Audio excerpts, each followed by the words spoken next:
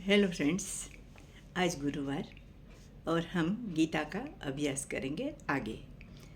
हम देखते हैं थे लास्ट टाइम कि स्थितप्रज्ञ क्या होता है। भगवान समझाते हैं अर्जुन को कि स्थितप्रज्ञ ज्ञानी को कहा जाता है। कैसा ज्ञानी, वो भी हमने कृष्ण जी ने बताया कि जो दुख में और सुख में समत्व से ग्रहण करता है, जो कूर्म जैसा है। हमने देखा था जो कूर्म है ना, काचबा, वो सब अंग अपने में समा लेता है जब कोई भय उत्पन्न होता है। इसी तरह ज्ञानी अपनी इंद्रिया और सबको संयम में रखता है और बाहर के विषयों में उसे जाने का कोई मन है और इच्छा भी नहीं होती है। वो अपने में आत्मा में ही खुश है। वहाँ तक हमने देखा।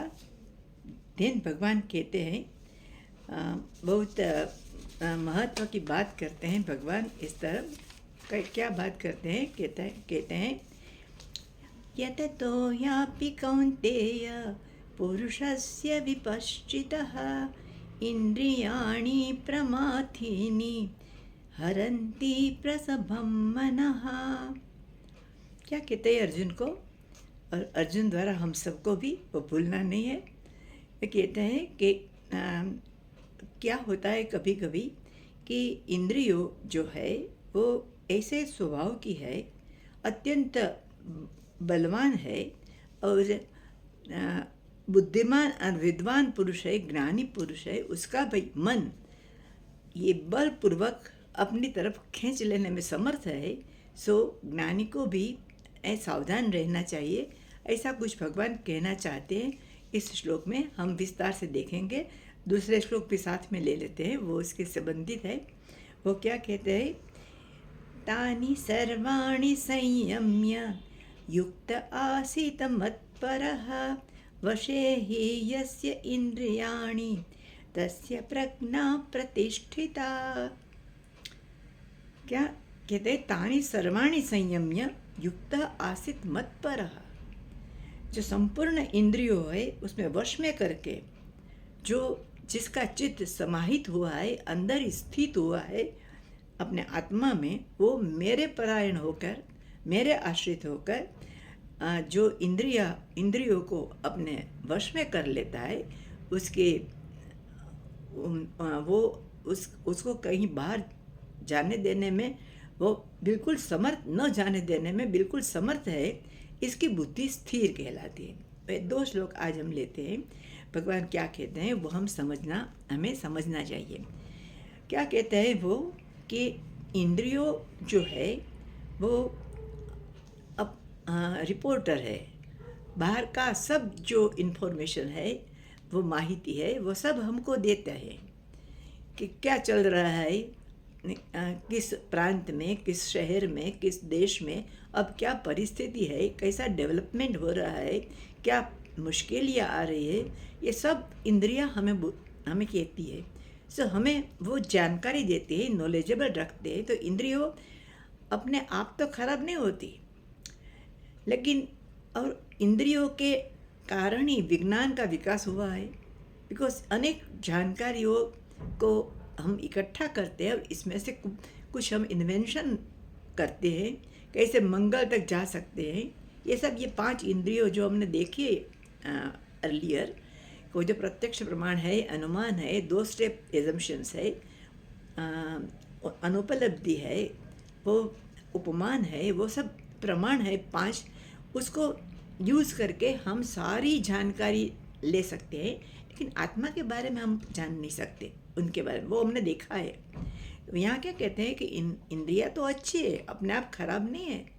वो तो हमें जानकारी देती है बाहर क्या हो रहा है उसका, वो बहुत महत्व की है। विकास होता है मानव का ये सब जानकारी लेने के बाद। सो इंद्रियों तो नहीं खराब होती, लेकिन क्या होता है, जो इंद्रियों हमें ज्ञान देता है ना, इंफॉर्मेशन देता है, उसकी तरफ हमारा रिएक्शन क्या होता है, वो विचार करने के योग्य है। इंद्रियों हमें जो कुछ बताती है, कुछ पदार्थ बताती है, जो कुछ बताती है, वो सब शायद हमें ऐसी उसकी इच्छा हो जाए कि भाई ये भी हमें चाहिए। कोई हिल स्टेशन दिखाती है इंद्रिया, उसके बारे में हमें इन्फॉर्मेशन देती हुई तो हमें लगता है कि चलो वहाँ चले जाएं, मज़ा आएगा। कोई पदार्थ दिखता है हमें मॉल में और हमें लगता है, इंद्रियों हमारी आँख उसे बताती है, वो सेल्समैन हो वो हमें हमें समझाते हैं श्रवण द्वारा कि ये कैसे उपयोगी है, और हमें लगता है कि चलो हम उसको ले ले, खरीद कर ले। तो हमारा रिएक्शन क्या होता है? ये मिलने से हम सुखी होंगे, ये ना मिलने से हमें हमें हम इतना कंफर्टेबल फील नहीं करेंगे। ऐसे हमें अंदर से फीलिंग होती है। वो जो है ना, वो इनप्रॉपर है, क्योंकि इंद्रियां कैसी होती है, कितनी बलवान होती है। भगवान कहते हैं कि प्रसभम मनः, मन से इंद्रियों के पीछे मन है। तो मन जो है वो इतना प्रबल होता है कि वो बुद्धि को भी अपने पीछे खींच जाता है कभी कभी। और इसलिए कहते हैं कि नहीं, सामान्य मनुष्य को तो सावधान रहना ही है, हमें तो रहना ही रहना है, लेकिन जो ज्ञानी है ना, उसको भी बहुत सावधान रहना है। कोई भी पल मोमेंट ऐसा आ जाता है जीवन में कि आज आज की वर्षों की हमारी साधना जो आज तक चली आ रही है वो नष्ट हो जाती है, और हमारा मन किसी ऐसी दिशा में हमें ले जाता है जिस दिशा में हमें जाना नहीं चाहिए। रास्ते पर हम बोर्ड देखते हैं ना कि सावधानी हटी और दुर्घटना घटी, ऐसा होता है। भगवान कहते हैं कि जब तक मानव का मृत्यु की पल आए तब तक मानव को अपने मन पे विश्वास नहीं करना चाहिए, उसकी सावधानी बरतनी चाहिए कि वो जहाँ जाना चाहिए वहाँ ही जाए। तो ऐसा मन इंद्रियों बलवान है, तो उसको हमें मित्र बना के समझा के हमें अपने साथ रखना है, और हमें इंद्रियों को इसके द्वारा भी नियंत्रण में रखना है। ये एक उपनिषद में क्या कहा है कि इंद्रियों है ने वो हॉर्सेस है, घोड़े है, घोड़े। रथ की उपमा दी जाती है हमारे शरीर को भी, कि इंद्रियों जो है हमारी कर्मेंद्रियों है, ज्ञानेंद्रियों है, आँख कान नाक ये जो सब है, हाथ पग मन बुद्धि वो सब है, वो घोड़े है। और जो बुद्धि है ना वो सारथी है। और जो जो रेन होती है ना, लगाम जिसे कहते हैं, जिसे घोड़े से को चलाते हैं, वो जो रेन होते हैं वो इंद्रिया है।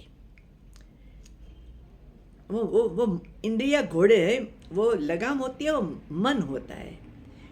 तो मन को क्या करना चाहिए कि इंद्रियों को बिल्कुल तन कर रखना चाहिए, वो लगाम को तन कर पकड़ना चाहिए, उसे जहाँ मन चाहे वहाँ जाने नहीं देना है। घोड़े का मन तो करता है ना, जो ग्रीन घास देखेगा तो वहाँ पर जाएगा, वैसा नहीं होना चाहिए।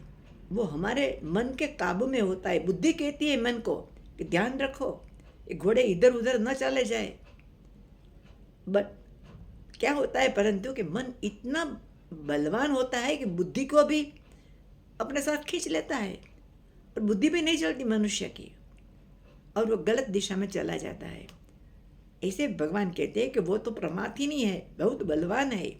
प्रसभम मना, वो भी मन को अपने साथ ले जाती है, बलात् ले जाती है। तो ध्यान रखो, सावधानी रखो।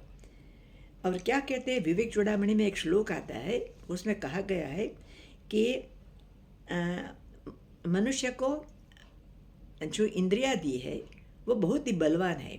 5 इंद्रियां है हमारी, आँख कान नाक रसना, એટલે કે આ જે जीव है वो, और हमारा जो स्किन है वो, तो क्या पांचों 5 एकदम बलवान है। सो विवेक चूड़ामणि के एक श्लोक में क्या कहा है कि जो हाथी है, जो भ्रमर, हाथी, पतंगा, हरण और मछली, 5 का दृष्टांत दिया है एक श्लोक में, कि हाथी की कौन सी इंद्रिया बहुत बलवान है, एक ही इंद्रिया है उसको, और वो है स्पर्श की, टच की। और भ्रमर की क्या है, तो कि घ्राणेन्द्रिय, भ्रमर गंध ले लेता है। और पतंगा का क्या है, वो रूप देखता है, अग्नि को देखता है, उसमें छलांग लगा देता है, और जात को वो अग्नि के समर्पण कर देता है पतंगा। तो उसमें रूप का जो एक इंद्रिय भगवान ने दी है बहुत बलवान है, अपना प्राण भी न्यौछावर कर दे। और हरण का क्या है कि श्रवणेन्द्रिय उसकी बहुत ही तेज है। कृष्ण भगवान की बांसुरी सुनकर हरण आ जाते थे ना, गायें आ जाती है, हरण भी आ जाते हैं। और मछली की रसना, वो जीभ की स्वाद की इंद्रिय है, वह मछली में एक ही है इंद्रिय और वो बहुत बलवान है। इसलिए सब मछली पकड़ने के लिए वो जो खाने का टुकड़ा लेकर वहाँ बैठे बैठे रहते हैं ना, वो उसका लालच टेम्पटेशन होकर मछली उसमें फंस जाती है और मर जाती है। ऐसे ये हाथी, भ्रमर, पतंगा, हरण, मछली, उसको एक एक इंद्रिय है, वह बलवान है। एक एक इंद्रिय भगवान ने दी है। स्पर्श दिए, घ्राणेन्द्रिय है, रूप, श्रवण और रसना। लेकिन मनुष्य को तो पांचों पांच दिए है और पांचों पांच एक ही समान बल रखता है। सो मन को बेचारा हो जाता है उसके पास सामने। इसलिए भगवान कहते हैं कि अपने मन को बराबर उसका विश्वास मत करना, सावधान रहना, सदा सावधान रहना। एक वक्त आप ज्ञानी हो गए, आपको लगा कि हम इंद्रियां हमारे वश में है, हम तो कूर्म जैसा है, सब इंद्रियां अंदर खींच लिए, बाहर के कोई पदार्थ में हमें कोई रस नहीं, इंटरेस्ट नहीं है, हमारी खुशी बाहर के पदार्थ नहीं है, हमारे आत्मा के अंदर ही है सब। इस पल तो है, लेकिन कोई ऐसा पल भी आ जाएगा शायद जीवन में कि उसका वर्षों की साधना भंग हो जाए और वो मन से खींचा जाए कोई अलग दिशा में। सो भगवान कहते हैं कि मनुष्य को ज़्यादा सावधान रहना चाहिए। इन बाद के श्लोक में क्या कहते हैं कि जो सर्व इंद्रियों को हम हमारे ये वश में करके जो व्यक्ति, मानव, पुरुष कहते हैं, पुरुष हमने देखा कि स्त्री का शरीर और पुरुष का शरीर उसमें महत्व नहीं रखता। पुरुष मीन्स जीवात्मा, अंदर जो आत्म तत्व है उसको कहते हैं पुरुष, दोनों में। तो भगवान कहते हैं कि जो अंदर ही अंदर जो आत्मा में स्थित है, जिसकी बुद्धि हो इसने आत्मा में स्थित हुई है, तो स्थित प्रज्ञ है, वो क्या करता है तो कहता है आसित मत पर, वो मेरे परायण होकर। भगवान क्या शब्द वापरते, मई, सप्तमी विभक्ति। मई मीन्स मेरे में, अपने में, अपने को भगवान तरीके वो यहाँ एक्सप्रेस करते हैं कि मैं हूँ भगवान, हूँ सबका नियामक हूँ, सबका ये क्या है, सर्वशक्तिमान, सर्वज्ञ और सर्वव्यापी हूँ। ऐसा मुझ में जो ध्यान लगाकर बैठा है, मेरे आश्रय में आकर बैठा है, वो जो व्यक्ति है उसकी प्रज्ञा वो प्रतिष्ठित है, वो स्थित प्रज्ञा सच्चा योगी है, वो सब इंद्रियों को अपने संयम में किया हुआ है। सो ये है 2 श्लोक। बाद में हम बाद में देखेंगे नेक्स्ट टाइम। बाय, आना नेक्स्ट टाइम भी।